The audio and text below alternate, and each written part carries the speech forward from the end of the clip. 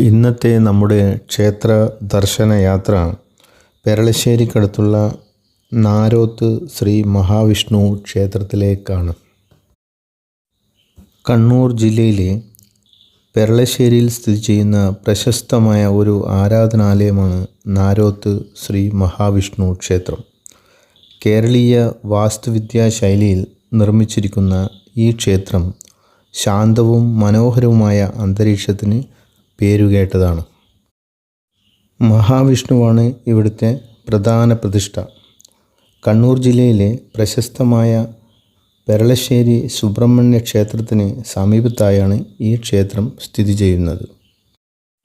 അതീവ ശാന്തമായ അന്തരീക്ഷവും ഭക്തി നിർഭരമായ ആചാരങ്ങളും ഈ ക്ഷേത്രത്തിൻ്റെ പ്രധാന സവിശേഷതകളാണ്.